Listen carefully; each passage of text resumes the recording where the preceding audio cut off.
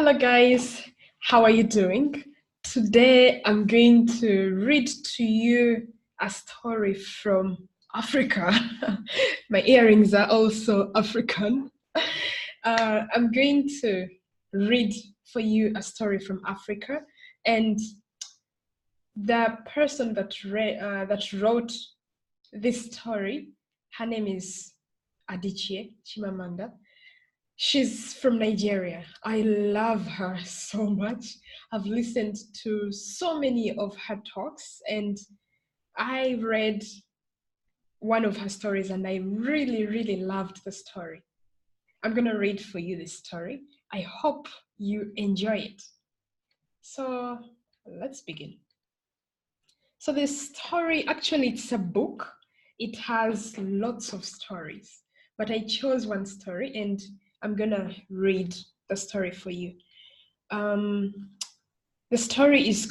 book is called The Thing Around Your Neck, but the book has so many stories inside it. It's a collection of stories. So we are going to begin reading from here. This was another story. We shall not do this. We're going to begin from here. So you thought everybody in America had a car and a gun. Your uncles and aunts and cousins thought so too.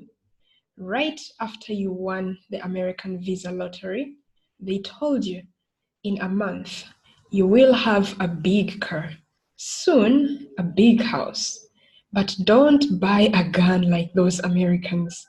They trooped into the room in Lagos where you lived with your father and mother and 3 siblings, leaning against the unpainted walls because there weren't enough chairs to go round, to say goodbye in loud voices and tell you with lowered voices that they wanted you to send them.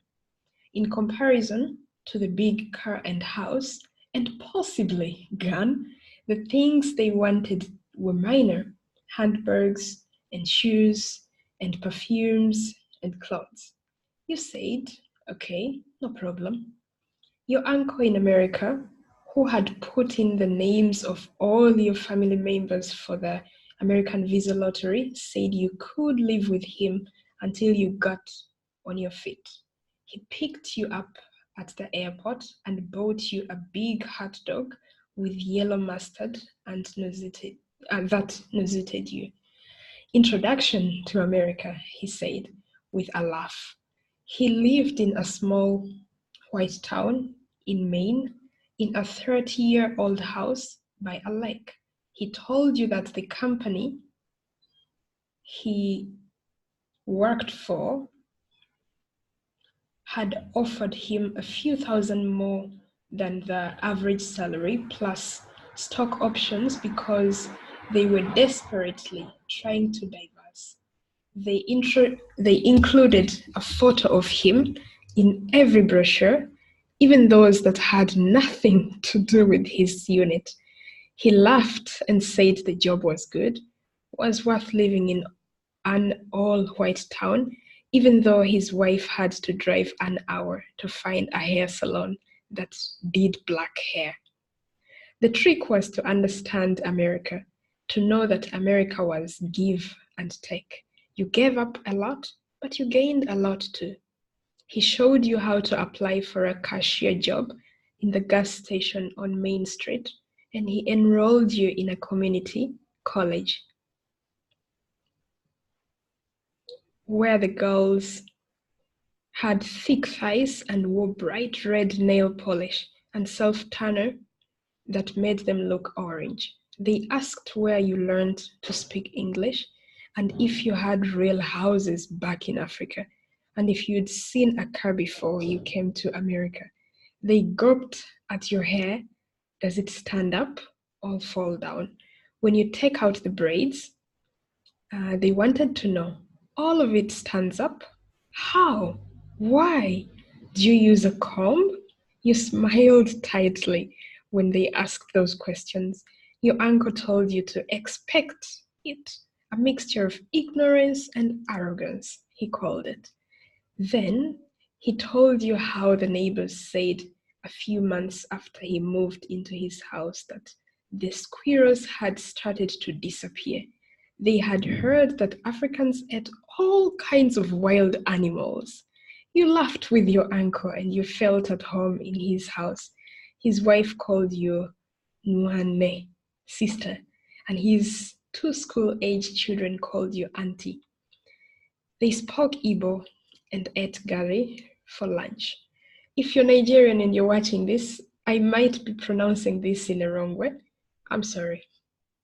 Lunch, and it was like home until your uncle came into the cramped basement where you slept with old boxes and cartoons and pulled you forcefully to him, squeezing your buttocks. Morning. He wasn't really your uncle. He was actually a brother of your father's sister's husband, not related by blood. After you pushed him away, he sat on your bed. It was his house.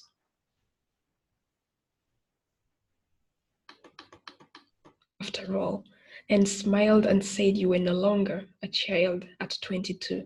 If you let him, he would do many things for you. Smart women did it all the time. How did you think those women back home in Lagos with well-paying jobs made it? Even women in New York City.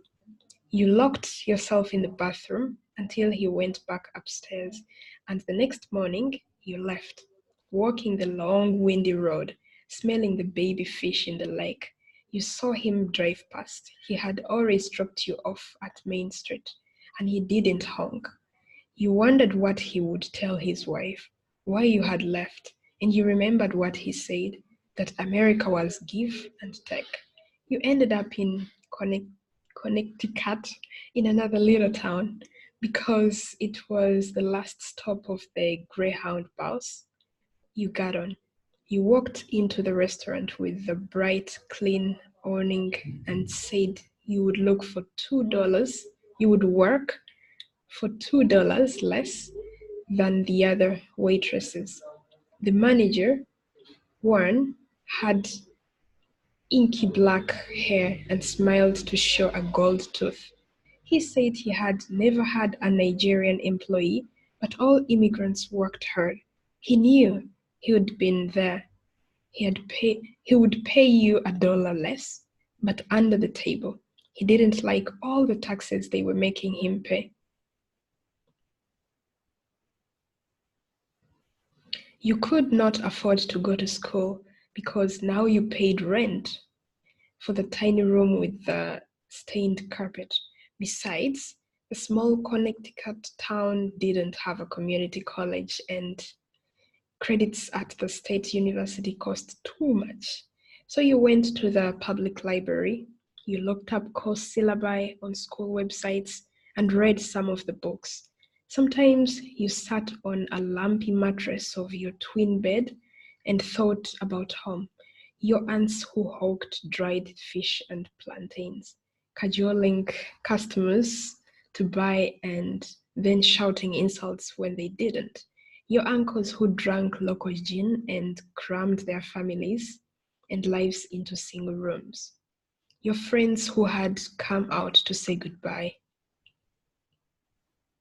before you left, to rejoice because you won the American visa lottery, to confess their envy, your parents who often held hands as they walked to church on Sunday mornings, the neighbors from the next room laughing and teasing them, your father who brought back his boss's old newspapers from work and made your brothers read them, your mother whose salary was barely enough to pay your brothers' school fees at the secondary school where teachers gave an A when someone slipped them a brown envelope. You had never needed to pay for an A, never slipped a brown envelope to a teacher in secondary school. Still, you chose long brown envelopes to send half your month's earnings to your parents at the address of the parastatal where your mother was a cleaner. You always used the dollar notes that one gave you because those were crisp, unlike the tips. Every month, you wrapped the money carefully in white paper, but you didn't write a letter. There was nothing to write about. In later weeks, though you wanted to write because you had stories to tell, you wanted to write about the surprising openness of people in America, how eagerly they told you about their mother fighting cancer, about their sister-in-laws preemie, the kind of things that one should hide or should reveal only to the family members who wished them well. You wanted to write about the way people left so much food on their plates and crumpled a few dollar bills down, as though it was an offering, expiation for the wasted food. You wanted to write about the child who started to cry and pull at her blonde hair and push the menus off the table, and instead of the parents making her shut up, they pleaded with her, a child of perhaps 5 years old, and then they all got up and left. You wanted to write about the rich people who wore shabby clothes and tattered sneakers, who looked like the night watchman in front of the large compounds in Lagos. You wanted to write that rich Americans were thin and poor Americans were fat, and that many did not have a big house and a car. You still were not sure about the guns, though, because they might have them inside their pockets. It wasn't just to your parents you wanted to write, it was also to your friends and cousins and aunts and uncles. But you could never afford enough perfumes and clothes and handbags and shoes to go around and still pay your rent on what you earned at the waitressing job. So you wrote nobody. Nobody knew where you were because you told no one. Sometimes you felt invisible and tried to walk through your room wall into the hallway.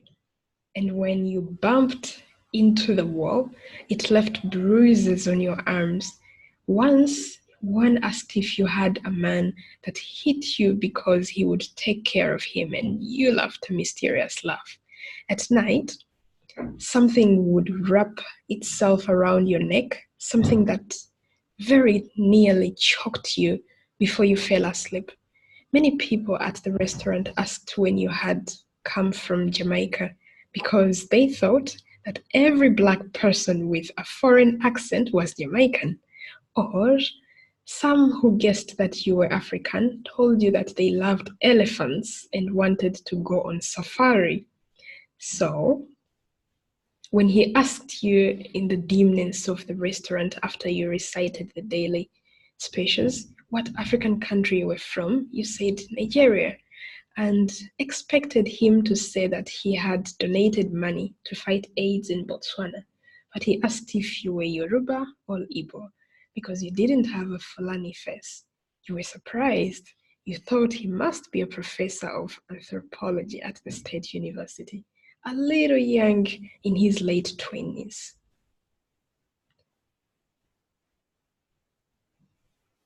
Or so, but who was to say? Igbo, you said? He asked your name and said Akuna was pretty. He did not ask what it meant, fortunately, because you were sick of how people said, father's wealth? You mean like your father will actually sell you to a husband? He told you he had been to Ghana and Uganda and Tanzania, loved the poetry of Okot Pibitek and the novels of Amos Tutuola, and had read a lot about sub-Saharan African countries, their histories, their complexities. You wanted to feel disdain, to show it as you brought his order, because white people who liked Africa too much and those who liked Africa too little were the same, condescending. But he didn't shake his head in the superior way that Professor Kobodik back in the main community college did during a class discussion on decolonization in Africa. He didn't have that expression of Professor Kobodik's, that expression of a person who thought himself better than the people he knew about.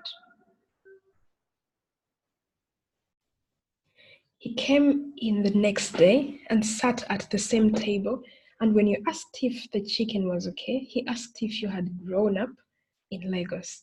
He came in the third day and began talking before he ordered about how he had visited Bombay and now wanted to visit Lagos to see how real people lived, like in the shanty towns, because he never did any of the silly tourist stuff when he was abroad. He talked and you had to tell him it was against restaurant policy. He brushed your hand when you set the glass of water down. The fourth day, when you saw him arrive, you told one you didn't want that table anymore. After your shift that night, he was waiting outside, earphones stuck in his ears, asking you to go out with him because your name rhymed with Hakuna Matata and The Lion King was the only maudlin movie he had ever liked. You didn't know what The Lion King was. You looked at him in the bright light and noticed that. His eyes were the color of extra virgin olive oil, a greenish gold. Extra virgin olive oil was the only thing you loved, truly loved, in America. He was a senior at the state university. He told you how old he was, and you asked why he had not graduated yet. This was America, after all. It was not like back home, where universities closed so often that people added 3 years to their normal course of study, and lecturers went on strike after strike and still were not paid. He said he had taken a couple of years off to discover himself and travel, most to Africa and Asia. You asked him where he ended up finding himself, and he laughed. You did not laugh. You did not know what the people could simply You did not know that people could simply choose not to go to school, that people could dictate to life. You were used to accepting what life gave, writing down what life dictated. You said no the following 4 days to going out with him because you were uncomfortable with the way he looked at your face, that intense, consuming way he looked at your face that made you say goodbye to him, but also made you reluctant to walk away. And then, the fifth night, you panicked when he was not standing at the door after your shift. You prayed for the first time in a long time, and when he came up behind you and said, "Hey," you said yes. You would go out with him even before he asked. You were scared he would not ask again. The next day, he took you to dinner at Cheng's, and your fortune cookie had 2 strips of paper. Both of them were blank. You knew you had become comfortable when you told him that you watched Jeopardy on the restaurant TV and that you rooted for the following in this order: women of color, black men, and white women before finally white men. Which meant you never rooted for white men. He laughed and told you he was used to not being rooted for. His mother taught women's studies, and you knew you had become close when you told him that your father was really not a school teacher in Lagos, that he was a junior driver for a construction company, and you told him about that day in Lagos traffic in the rickety Peugeot 504 your father drove. It was raining and your seat was wet because of the rust-eaten hole in the roof. The traffic was heavy. The traffic was always heavy in Lagos, and when it rained, it was chaos. The roads became muddy. Ponds and cars got stuck, and some of your cousins went out and made some money pushing the cars out. The rain, the swampiness, you thought made your father step on the brakes too late that day. You heard the bump before you felt it. The car your father rammed into was wide, foreign, and dark green, with golden headlights like the eyes of a leopard. Your father started to cry and beg even before he got out of the car and laid himself flat on the road, causing much blowing of horns. Sorry, sir, he chanted. If you sell me and my family, you cannot buy even one tire of your car. Sorry, sir. The big man seated at the back did not come out, but his driver did, examining the damage, looking at your father's sprawled form from the corner of his eye as though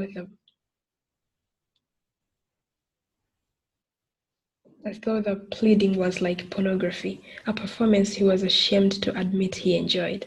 At last, he let your father go, waved him away. The other car's horns blew, and drivers cursed. When your father came back into the car, you refused to look at him because he was just like the pigs that wallowed in the marshes around the market. Your father looked like, let's say, shit. After you told him this, he pursed his lips and held your hand and said he understood how you felt. You shook your hand free, suddenly annoyed, because he thought the world was all ought to be full of people like him. You told him there was nothing to understand, it was just the way it was. He found the African store in the Hadfold yellow pages and drove you there. Because of the way he walked around with familiarity, tilting the bottle of palm wine to see how much sediment it had, the Ghanaian store owner asked him if he was African, like the white Kenyans or South Africans. And he said yes, but he had been in America for a long time. He looked pleased that the store owner had believed him. You cooked that evening with the things you had bought. And after he ate gari and onubu soup, he threw up in your sink. You didn't mind, though, because now you would be able to cook onubu soup with meat. He didn't eat meat because he thought it was wrong the way they killed animals. He said they released fear toxins into the animals, and the fear toxins made people paranoid. Back home, the meat pieces you ate, when there was meat, were the size of half your finger. But you did not tell him that. You did not tell him either that the dawa cubes your mother cooked everything with, because curry and thyme were too expensive. Had were MSG, he said MSG caused cancer. It was the reason he liked Cheng's. Cheng didn't cook with MSG. Once at Cheng's, he told the waiter he had recently visited Shanghai, that he spoke some Mandarin. The waiter warmed up and told him what soup was best, and then asked him, "You have girlfriend in Shanghai now?" And he smiled and said nothing. You lost your appetite. The region deep in your chest felt clogged. That night, you didn't mourn when he was inside you. You bit your lips and pretended that you didn't come because you knew he would worry.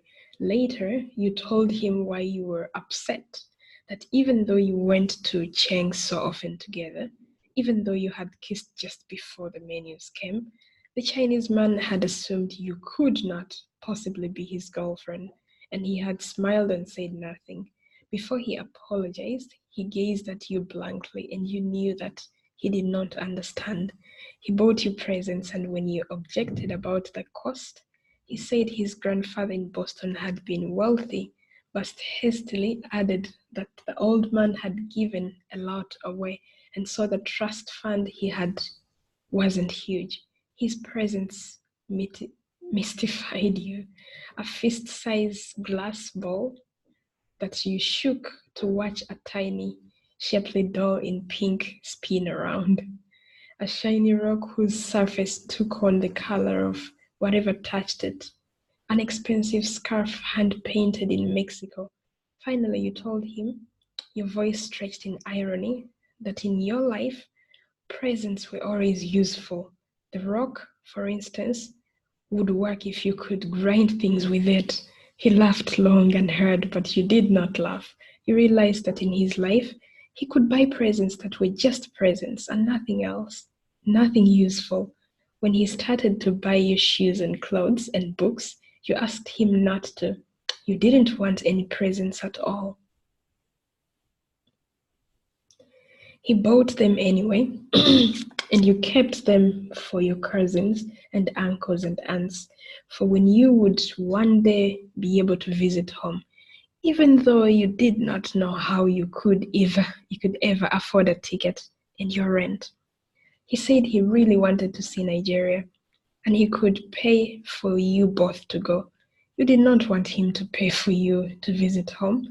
You did not want him to go to Nigeria, to add it to the list of countries where he went to gawk at the lives of poor people who could never gawk back at his life.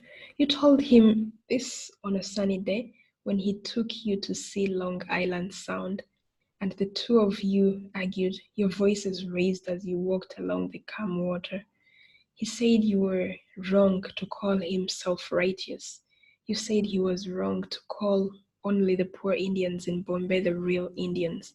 Did it mean he wasn't a real American since he was not like the poor fat people you and he had seen in Hartford? He hurried ahead of you, his upper body bare and pale, his flip-flops raising bits of sand. But then, he came back and held out his hand for yours. You made up and made love and ran your hands through each other's hair, his soft and yellow like the swinging tassels of growing corn, yours dark and bouncy like the feeling of a pillow. He had got too much sun in his skin, turned the color of a ripe watermelon, and you kissed his back before you rubbed lotion on it. The thing that wrapped itself around your neck, that nearly choked you before you fell asleep, started to loosen, to let go. You knew by people's reactions that you too were abnormal, the way the nasty ones were too nasty and the nice ones too nice, the old white men and women who muttered and glared at him, the black men who shook their heads at you, the black women whose pitying eyes bemoaned your lack of self-esteem, your self-loathing, or the black women who smiled swift, solitary smiles, the black men who tried too hard to forgive you, saying a too obvious hi to him, the white men and women who said, what a good-looking pair, too brightly, too loudly, as though to prove their own open-mindedness to themselves. But his parents were different. They almost made you think it was all normal. His mother told you that he had never brought a girl to meet them, except for his high school prom date. And he grinned stiffly and held your hand. The tablecloth shielded your clasped hands. He squeezed your hand and you squeezed back and wondered why he was so stiff, why his extra virgin olive oil colored eyes darkened as he spoke to his parents. His mother was delighted when she asked if you'd read Nawal el-Sandawi, and you said yes.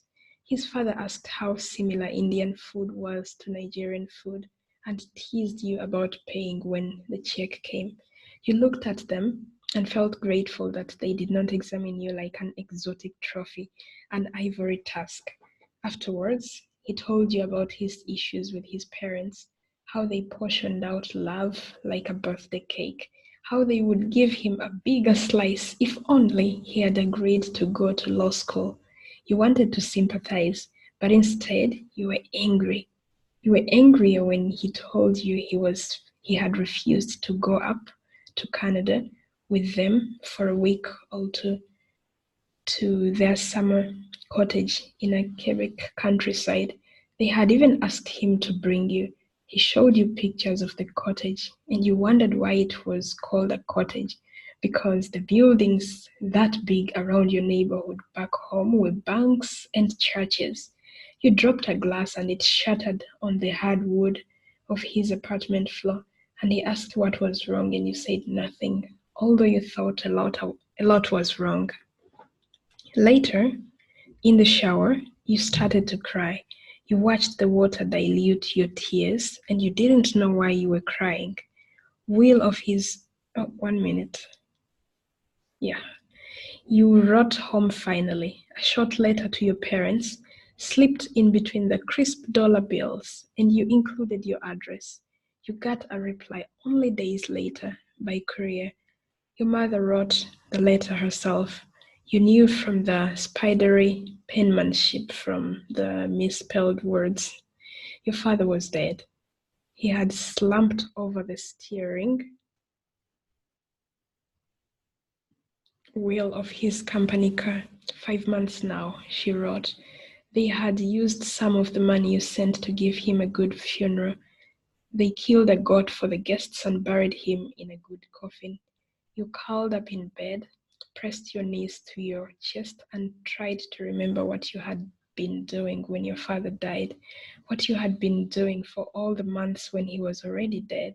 Perhaps your father died on the day your whole body had been covered in goosebumps, hard as uncooked rice, that you could not explain.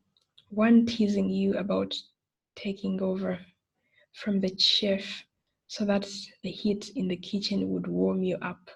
Perhaps your father died on one of the days you took a drive to Mystic Hall, watched a play in Manchester, or had dinner at Sheng's. He held you while you cried, soothed your hair, and offered to buy your ticket to go with you to see your family.